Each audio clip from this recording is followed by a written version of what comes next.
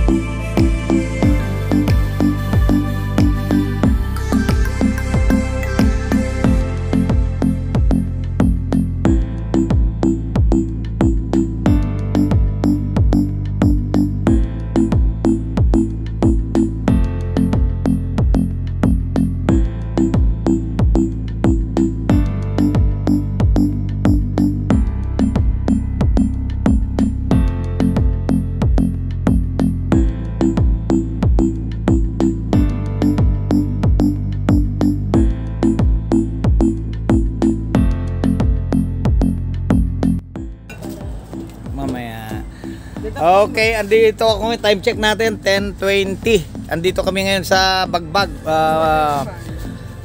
Acosta Grapes Farm. Namit ko si Junior at saka si Ednalyn. Ngayon, pinatikim kami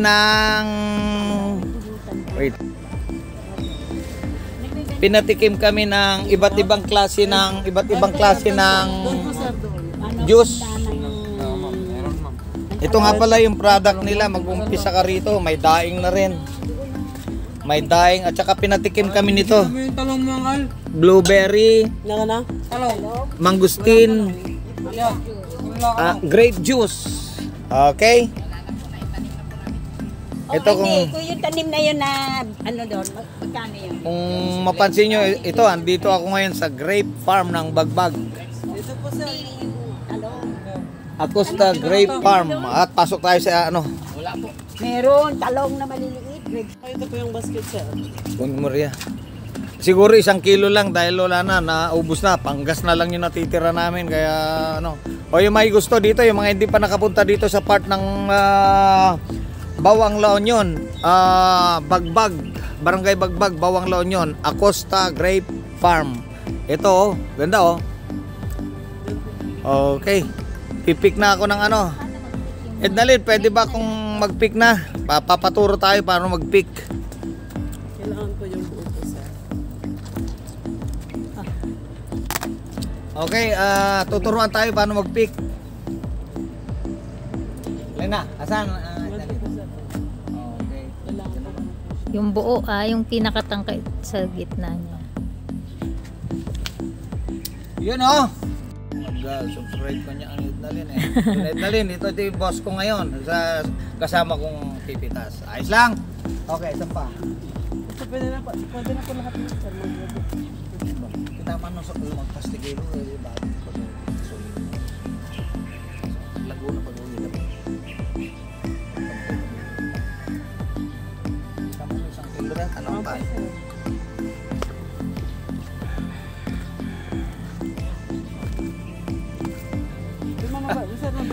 Ayos ba? Eto oh. Pakita mo sa camera yung grapes pag napitas mo.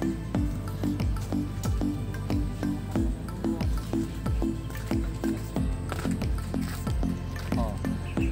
Iyan oh, tapos bibigyan ka kaagad ng ano, gunting para ikaw na kumuha. Ako pa, try ako pa. Pwede na lahat yan ma'am. Ito.